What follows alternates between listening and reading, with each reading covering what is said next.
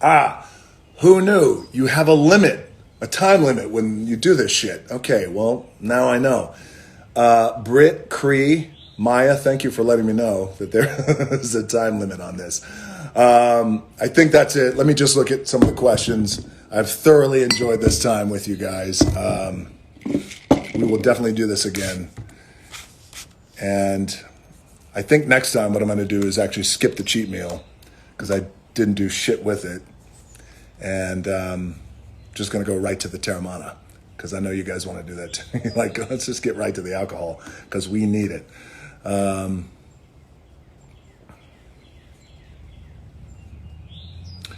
What's up, Jim Quick? It's good to see you, brother. Ryan Ochoa, good to see you, buddy. I love your stuff, Jim.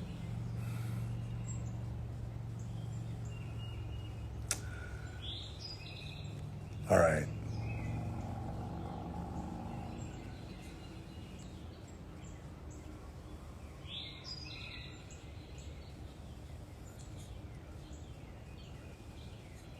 All right, here we go. Oh, this is good. So I'll answer this, a few more questions, and then we'll wrap this thing up. What movies stand out as being my most enjoyable to make? Come back to me on that one, Maya, please. The movies that I really enjoyed making, whoever just asked me about Booker T, come back to as well. This goes by quick. Joey Swole, what's going on, brother? Get those guns out. You ain't ready for these guns. Hiram wants to know what am I going to watch after I do these cheat meals. Well, I'm going to watch all that shit that you send me. That's what I'm going to watch. All those dirty gifts and memes. The movies that I really have enjoyed making. This is a good one. Every movie brings its own brings its own set of challenges, brings its own energy, its own mana, and brings its own level of opportunity to be successful. Every movie, I try to make movies that give us $7, the greatest, us at $7, and whoever the studio is that I'm partnering up with, Disney, Warner Brothers, Universal, Sony. Netflix, I try to make movies that gives us the greatest opportunity to serve as many people around the world as possible. And that's really important to me. And speaking of serving people around the world, I've had a blast, making every movie again. You make new friends, you have new people to work with and bounce off of, and new actors to work with and bounce off of. I would have to say 2 movies stand out of being the most fun I have ever had in my career. One would be Jumanji, making Jumanji. Making Jumanji was such a pleasure to make a movie like that from our director, Jake Kasdan, who is also our lead writer, the vision that he had with the first Jumanji and this last Jumanji. Thank you guys so much around the world for making a massive success beyond our wildest dreams. The friendships that I have gained with Kevin Hart, Karen Gillan, Jack Black, Aquafina, Nick Jonas, our resident rock star, and our entire crew has really been special because I got to tell you guys, it's really rare that a movie like that, of that size and scope and magnitude, with that many people who are kind of famous, that have their own degree of ego. But in this case, everyone's just beautiful and such a pleasure to work with. And also, I think the mana of Jumanji was special right from the start because we went into Jumanji wanting to honor Robin Williams and what he created and the spirit of which he created it, because we're all big fans.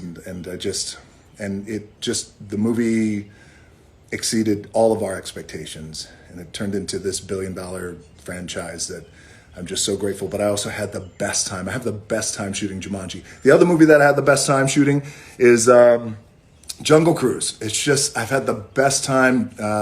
Jama Colette-Serra, our director. Of course, Emily Blunt, who is just spectacular in the movie and would become, she's just such a cool friend. And I love her and her family, and our families are close. and Violet and Hazel, her kids, and John, her husband. So we love them, and I love her, and had the best time. Jungle Cruise and Jumanji. So those would be my favorite movies that I've ever made. Fast and Furious. I have the best memories about Fast and Furious because just creating that character Hobbs is one of my favorite characters to play because it's such a direct extension of who I am, of just me and my DNA. Really, I always felt like Hobbs was just a version where you take Dwayne Johnson, you turn up the volume, the treble, the bass, add some hi-hats, add some, some crushing cymbals, and you get Hobbs. I had the best time with Hobbs and that whole crew. But that's always, you got to pack your lunch with Fast and Furious because that is and I mean that in the best way because it's an intense movie. We had a lot of laughs on Fast and Furious every time I shot, and I shot 4 of them. Fast 5, 6, 7, and 8. A lot of laughs, a lot of intensity, and a lot of opportunity to tap in to some rage on those movies. So I always have very, very fond memories of those movies. All right. James Jefferson, Team Idris. Oh, shut up, James. Idris, I hope you're feeling good, brother. I love Idris, by the way. Idris Elba, he was amazing to work with. Just a phenomenal brother, and I can't wait to work with him again. He's great. All right, what do we got? Andrew Jenks, good to see you, buddy. Best Brian Gerwirtz story. This is going to be good. Ileana Sua, hey, what's up, my daughter, my movie daughter, Jason Hodis, what's up, brother? Greg Kittle in the house, what's up, my man? Enjoy your Terramana. Greg Kittle, the tight end, the people's tight end from the San Francisco 49ers. I saw him at the Super Bowl. I had 1 bottle only of Terramana Blanco, literally fresh off the conveyor belt. They only made 1. Out of Mexico from Terramana Distillery because we were still months away from opening and I just had my 1 bottle. This was it. I brought it with me to the Super Bowl. And I was so excited to finally meet Kittle because he's the people's tight end. He had such an incredible season. And we take our picture together and he's like, dude, is this your Terramana? I was like, yeah, brother. He's like, can I have it?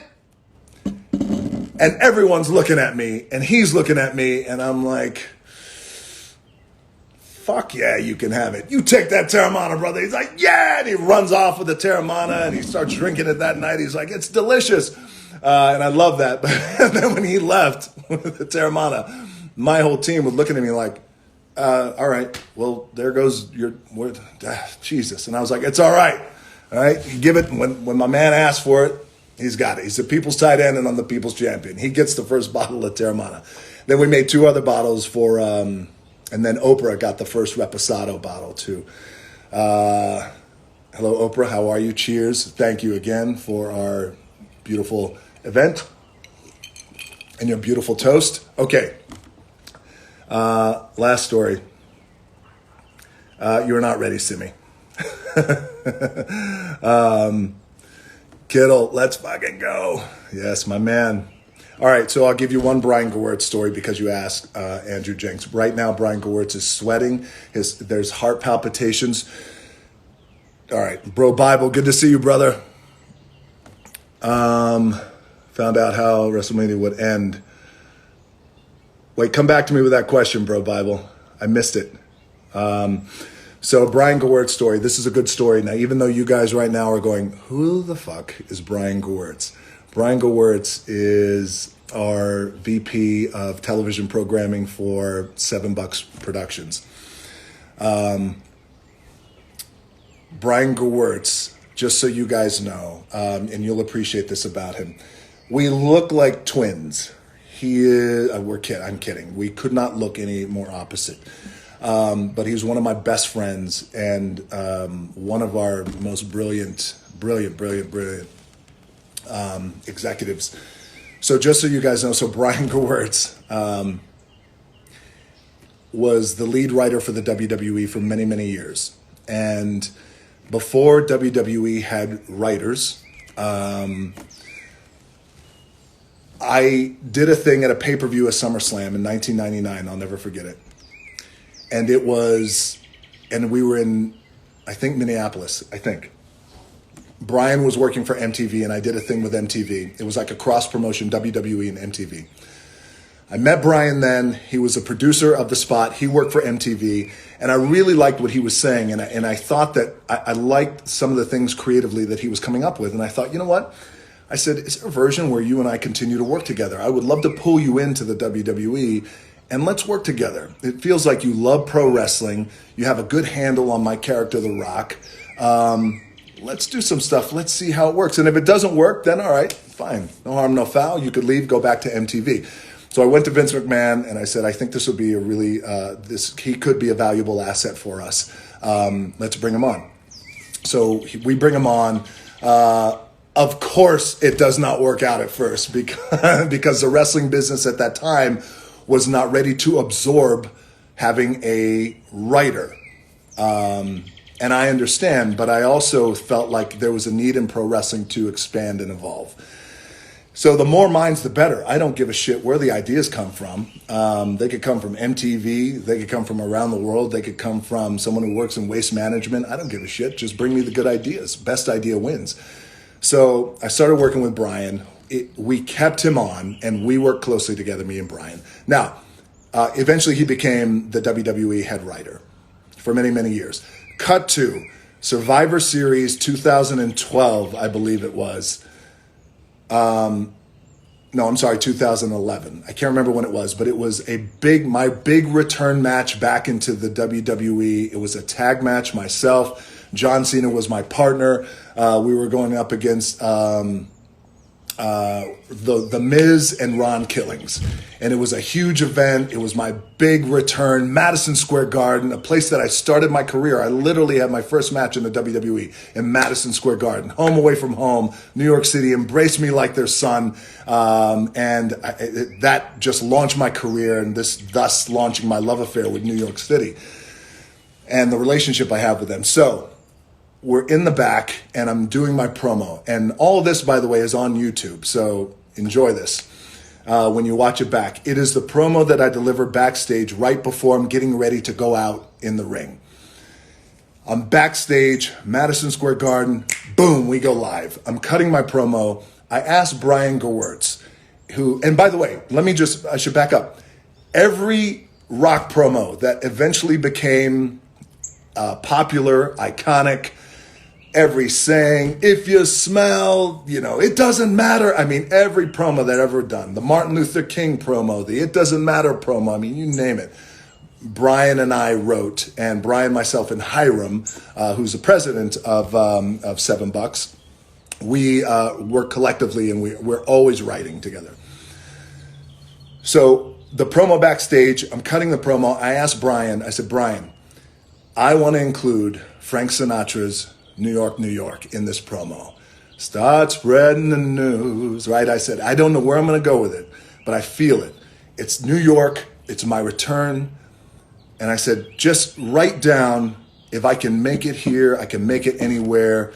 It's up to you. And I said, write down a few other just words like Little Town Blues and something else, but they were all referential to the song. And I just needed a line or two. And I said, write it on the paper, stand over there by the camera, and if I need it, I'm going to look at it, and then I'm going to pick up on whatever line, Little Town Blues or whatever it is, I'm going to pick up on it. And I'm going to say it. But just stand over there and hold that paper up in case I need it. He's like, I got you. I was like, all right, this is it.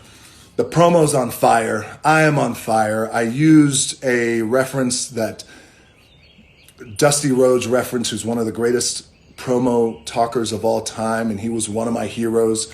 My dad, Rocky Johnson, wrestled with Dusty for many, many years in many territories, or a few territories, especially down in Florida. I'm good friends with Cody and Dustin, and so I use a reference from his Hard Time promo. I mean, I'm telling the fans, my hand reaching out to your hand. I mean, I'm on fire. And I give Brian the cue, hold up that paper, crowd's going crazy. And I was like, all right, and it reminds me of old Blue Eyes, or however I get into the promo. And I know the paper's right there, and all I got to do is just look at it. And I'm saying my promo to the crowd, millions of people at home watching, and blah, blah, blah, blah, blah. And The Rock says, and I look over at that paper, and I look over at Brian. He's holding that paper. He's holding it like this. Yeah, he's holding it like this. And Brian's looking at me, and he's so confident. And Brian's like, yeah, you got it. Come on, that's it. Give it to him. Give it to him. And he's holding the paper, and it's fucking backwards. The writing was this side. He's holding up a fucking blank piece of paper. And I'm looking at it, and I'm like, ah. And you could watch it back on YouTube. Luckily, I smoothed it out. I got through it. I didn't like just stop in my tracks, but I was like, Jesus Christ, Brian, of all the times. And he's like, oh, I'm sorry, I couldn't believe it. So thank you for that question. Brian, cheers to you, my friend. Frank Sinatra's pissed off at you, but it's okay. We're tight. All right. Dark Side of the Ring, good to see you guys too. WrestleMania 17 against Stone Cold. So a few things. Okay, this is great. Come back to me on that, SportsCenter, ESPN. So I wasn't surprised, no, how I felt about the finish of myself and Stone Cold Steve Austin in our WrestleMania match. No, I loved working with Stone Cold every time we worked together. He is truly, truly, truly one of the greatest of all time, or arguably the greatest of all time. He's my friend, and he took me under his wing when I was a punk kid rookie, and, understandably so. You got to earn respect of those OGs. And there was something about me that Steve saw, and he took me under his wing, and I'll always appreciate that about him. And I love you, brother. Cheers to Stone Cold. It's not a beer, but it's a tequila. All right. Next couple of questions. Then we got to wrap this thing up. My computer's blowing up with my text. She's like, get your ass in here. Woman, the loving's going to have to wait until the business is done. That's how you got to talk to him. I'm going to get the talk tonight. I'm kidding.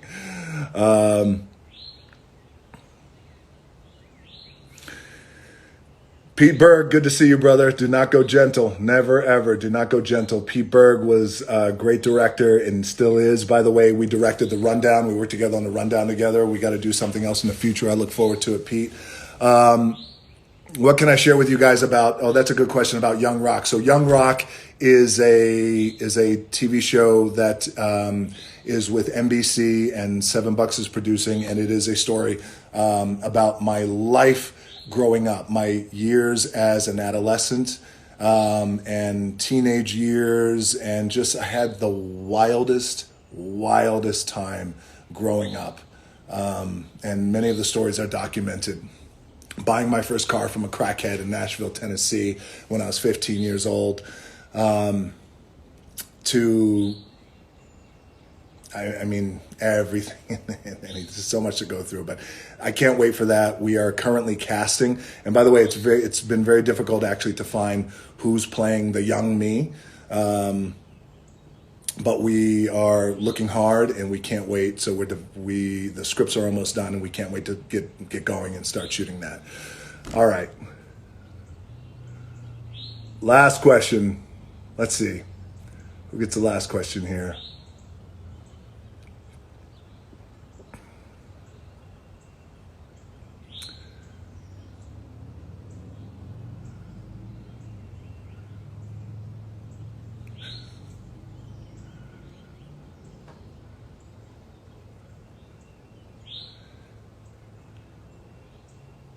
Well, a lot of good. Okay, what's up, Puerto Rico? Good to see you guys.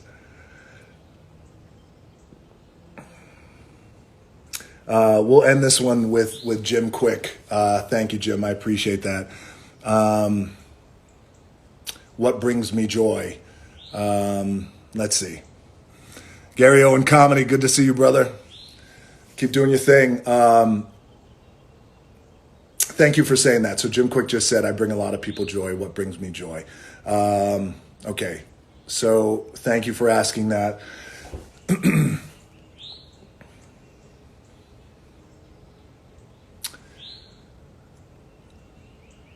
My family brings me joy. My family, my babies, my wife, the people who I keep around me. I keep a very small, tight-knit group around me. They bring me joy. My work brings me joy. It truly does, because everything that I do, I want to make sure that I feel deep in my bones, and it's an extension of me, whether that be in film and television, Terramana Tequila, some of the other investments and the things that we're developing and doing. So that brings me joy.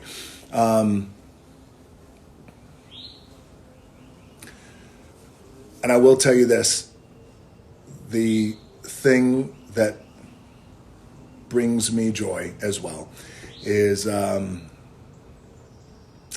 people. People bring me joy. I believe in the good in people, even though there's a lot of bad out there in the world. And it can be often magnified, when it's showcased through the media, and understandably so. But people bring me joy, because I have found over time that, you find inspiration and a quality in places that sometimes you never would expect. So the life that I have today is not a life that I expected to have. I didn't expect to be famous, and that wasn't ever part of my desire. My desire was truly, honestly, my desire was not to be poor. I didn't want to be poor. I was tired of being broke, and we got evicted, and I just didn't want that to happen anymore. And I felt like I could control things, my outcome of my life, to a certain degree with the work that I put in with my own two hands. But the point about finding motivation and quality in the human spirit is something that I've realized over time, because the life that I live, and any kind of achievement or goal that I'm able to achieve, that's predicated only on a relationship that I have with the audience, the people, with you guys, the consumer, the customer, the fan, the people, human beings. So it has become this really beautiful dance that I've come to embrace and come to appreciate and be so grateful for. Because whether it's buying a ticket to a movie, or whether it's, buying workout gear, or just this kind of connection where nobody's buying anything, and it's just you and I connecting, and we're talking, and I'm telling you stories, and some of the, being entertaining or trying to share stuff, life lessons. And you guys are talking back in this kind of engagement. I truly find joy in this. I really, really do, because I don't take for granted the life that I have, and I'm very, very grateful for the life that I have, but also really grateful. And I know that it's in order for me to have the life that I have, we have to have the relationship that we have. And you know what's funny is, and thank you again, Jim, for asking this, is I always say, look, if you strip it all away, you strip everything away, strip it all away, strip it all away right now, strip it all away. And I know what it's like to have, to live paycheck to paycheck and live in, trailer parks and places like that. Look, because there was a time where I wasn't famous and no one really gave a shit who I was. You strip it all away. You strip it all away. It will always still come down to relationships to me. It will always come down to relationships. Life comes down to relationships. The relationships that I have with my loved ones and my babies. The relationships that we have together, that I have with you guys. So strip it all away. This is all that's left. Truly. So with that, this has gone on, I think, a lot longer than I anticipated. But that's okay. I enjoyed this. Truly. Thank you guys so much. We should do this. You know what? We're going to do this once a week, since we have a little bit of time. I'll break out the tequila. You guys bring whatever liquid beverage of your choice, whatever that may be. You make it a Shirley Temple. I'll make it a Terramana Margarita, and we're going to have a good time. Thank you guys so much. I will end this with a toast. And that toast is